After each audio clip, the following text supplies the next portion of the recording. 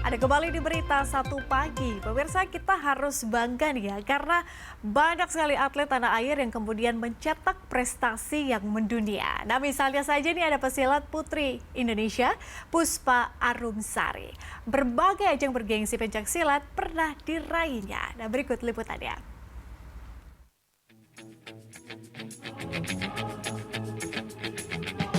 Dari dunia olahraga, bangsa Indonesia boleh berbangga hati. Sejak dulu sampai sekarang, sudah banyak atlet yang menoreh prestasi mendunia.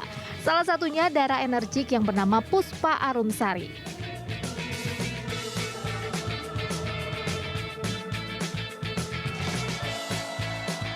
Bergelut di cabang olahraga pencaksilat, Arum nyaris bikin ciut nyali banyak lawan di atas pentas arena.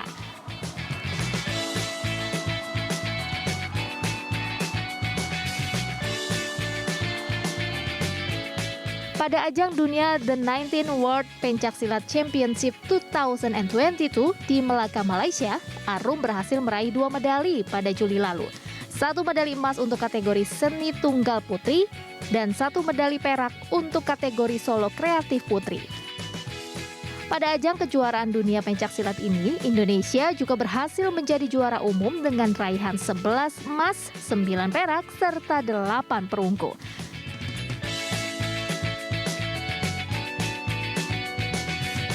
Sedari kecil menekuni seni bela diri pencaksilat, Dara cantik kelahiran 1993 dari klub persaudaraan Satu Hati Terate ini sangat inspiratif sekali.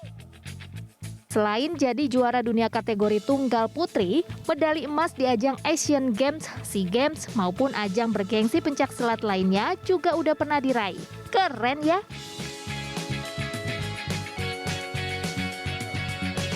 Perlu diketahui juga, tahun 2019 lalu, Perserikatan Bangsa-Bangsa melalui UNESCO menetapkan pencaksilat dari Indonesia sebagai warisan budaya dunia tak benda.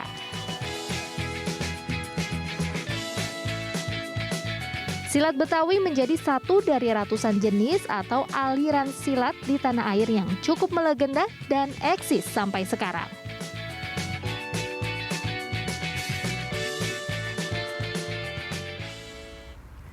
Nah, pemirsa, untuk mengetahui lebih dekat nih ya dengan pesilat putri Indonesia, kita sudah terhubung langsung dengan orangnya nih, yakni Puspa Arumsari. Selamat pagi, Mbak Arum. Halo, selamat pagi. Sehat ya, Mbak? Alhamdulillah. Sehat. Mbak Arum nih, sebelum berbicara soal Mbak Arum dengan berbagai macam prestasinya nih ya, saya ingin tahu dulu nih, kalau pagi-pagi tuh atlet pencaksilat ngapain sih, Mbak Arum? Biasanya latihan.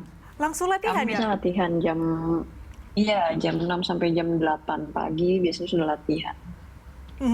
Bangun pagi langsung latihan. Wow, saya gimana ya? Bangun pagi gimana gitu ya? Nah, saya ingin tahu nih Mbak Arum dan pemirsa mungkin di rumah ini juga mengetahui sebetulnya perjalanan Mbak Arum sendiri seperti apa. Kenapa kemudian atau bagaimana ceritanya bisa menggeluti pencaksilat ini? Ini awalnya seperti apa sih? Untuk awalnya memang pada awalnya hanya ikut-ikutan dari sekedar ikutan sama abang. Kebetulan pelatih di pencaksilat juga ikut berlatih, ngelihat teman-temannya banyak, akhirnya ya kepingin latihan gitu. Oke, jadi berawal dari ini ya, nggak sengaja gitu ya, tiba-tiba langsung terjun bener-bener menekuni, Iya, nggak kemudian sengaja. itu berapa lama prosesnya untuk menekuni pencaksilat itu? Dari awalnya tertarik mengikuti pencaksilat sampai dengan mungkin benar-benar menggeluti itu, setiap harinya melakukan itu? Sampai akhirnya saya sadar pencaksilat menjadi hobi itu kira-kira di kelas 3 SMP kalau nggak salah. 3 SMP. Jadi memang dari awal pada saat pertama kali ikut pencaksilat itu kan di kelas 5 SD. Terus banyak mengikuti kejuaraan-kejuaraan dari pelajar, terus akhirnya sampai menjadi pantauan untuk ikut serta seleksi di sekolah olahraga di Ragunan gitu. Jadi Dari situ mulai difokuskan dari yang tadinya sekolah umum, saya sempat pindah ke sekolah Ragunan juga gitu, ke sekolah olahraga karena lolos seleksi gitu. Oke, nah ini kalau yang saya tahu ya, ini koreksi ya Mbak Arum kalau misalnya saya agak keliru ya, tapi pencak silat itu kan ada banyak jenis ya Mbak ya? Iya, Kalau Mbak Arum sendiri banyak menggeluti yang perguruan mana? lebih tepatnya. Untuk pencak silat lebih banyak ke perguruan, terus silat itu ada 2 kategori. Nah, kategorinya itu ada di fight kita sebut, terus ada juga di seni. Seni itu dibagi dengan 3. Ada tunggal yang sendiri, terus ada ganda, terus juga ada bergu. Bergu itu bertiga. Aku sendiri spesialis di nomor tunggal. Nomor tunggal. Gitu. Susah nggak sih ngikutin jurus-jurusnya? Saya penasaran sih sebenarnya. Kalau untuk awal-awal iya mungkin susah ya karena dari jurus tunggal itu ada 100 gerakan yang harus dihafalkan gitu kan. Terus juga dilakukan selama 3 menit. Hanya dalam waktu 3 menit 100 gerakan gitu. Memang pada awalnya susah untuk melakukan gerakan itu gitu kan karena memang harus ada jurus-jurus yang harus cepat, terus juga ada juga yang harus lambat kayak gitu-gitu. Kita main dengan ritme. Tapi kalau ikut Gitu. kejuaraan gitu ya, kejuaraan pencak silat ini harus battle ya? Ini harus atau bagaimana sih? Untuk peraturan yang baru ini di nomor seni kita diberlakukan sistem battle juga. Gitu. Oke, berarti ini Jadi, baru ya peraturan untuk ini? baru tahun 2002 ini kita gunain peraturan baru yang memang menggunakan sistem battle di nomor seni. Berarti Mbak Arum terakhir mengikuti kejuaraan di mana nih Mbak Arum? Terakhir di Malaysia, di Melaka. Di Malaysia untuk kelas turnamen apa nih? Tunggal putri baku sama di 2 nomor solo kreatif juga. Solo kreatif sama tunggal. Yang saya tahu kan kalau jadi atlet tuh banyak ya lika-likunya ya. Apalagi kalau misalnya baru mau memulai karir gitu ya, pasti banyak sekali tantangan lah seperti itu. Kalau Mbak Arum bisa menceritakan sedikit nih perjalanan dari awal sampai dengan ada di titik ini seperti apa nih lika-likunya? Ya pastinya berat ya. Maksudnya perjalanan menjadi seorang atlet itu yang berat tuh pada saat prosesnya. Nah prosesnya itu kan kita harus melewati latihan-latihan dengan program yang didesain oleh pelatih yang memang untuk membuat kita jadi juara gitu.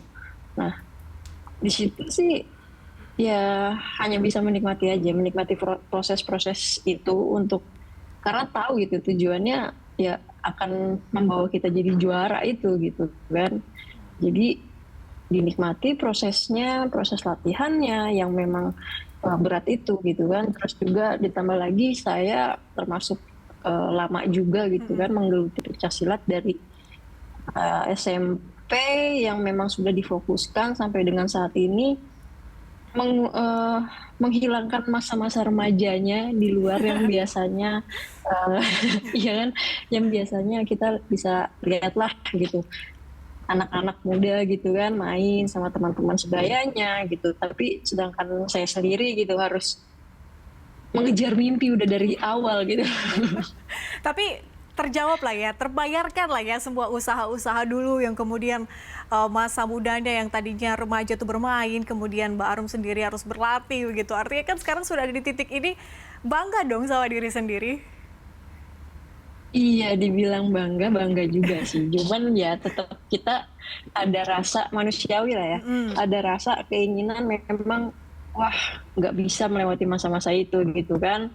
Cuma alhamdulillahnya gitu, aku dikelilingi dengan lingkungan teman-teman juga yang ya orang-orang gila juga gitu. Maksudnya kita nggak juga apa ya tetap bisa merasakan masa-masa itu di lingkungan kita sendiri gitu di sini. Kejuaraan apa sih yang kemudian paling diingat seorang Mbak Arum nih? Kejuaraan yang mungkin paling memorable untuk Mbak Arum, ada mungkin suka dukanya di situ. Ceritain dong sedikit. Untuk kejuaraan yang paling memorable itu di SEA Games Malaysia. Di sana memang persiapan panjang karena berlanjut dengan Asian Games dari 2017 Malaysia SEA Games, terus juga 2018 Asian Games. Jadi memang itu pembinaan latihannya itu jangka panjang, dan itu benar-benar latihannya tuh beneran latihan gitu. Selama 4 tahun ke belakang itu persiapan untuk menuju SEA Games itu benar-benar yang memang disiapkan untuk kita jadi juara gitu. Tapi hasil di SEA Games itu tidak memuaskan. Nah, di situ yang bikin saat itu bikin sampai drop banget, ngedown banget. Yang memang di situ saya juga belajar gitu, dari situ belajar. Terus terakhir yang juga jadi pelajaran itu yang pertama, yang di Malaysia. Yang kedua itu ada di Vietnam, belum lama ini. Beberapa bulan yang lalu, awal tahun ini di Vietnam. Nah, di Vietnam itu lebih jadi pembelajaran pada saat di SEA Games Malaysia dapat lagi di Vietnam kemarin gitu. Dengan persiapan yang matang, dengan semuanya yang sudah oke gitu. Tapi dengan hasil yang tidak memuaskan juga. Nah, sekarang lebih ke menikmati aja sih, lebih ke menikmati. Di Vietnam itu saya tidak lagi mencari kemenangan di sana, tapi lebih ke menikmati apa yang harus saya berikan pada saat bertanding, terus juga memberikan yang terbaik gitu kan, penampilan terbaik, terus lebih tenang aja gitu, lebih nothing tulus aja, nggak mikirin hasil yang harus gimana enggak gitu. Artinya memang walaupun mengalami kegagalan tapi membuat diri untuk tidak terpuruk begitu ya dengan kegagalan itu, tapi kemudian terus berusaha untuk bangkit semakin hari semakin baik. Nah terakhir nih Mbak Arum, kalau berbicara soal harapan nih dari Mbak Arum sendiri terkait dengan pencaksilat di Indonesia, ini seperti apa sih harapan dari seorang atlet langsung nih pencaksilat? Ya harapannya ya pastinya pencaksilat saat ini sedang mengupayakan untuk bisa menuju Olimpiade.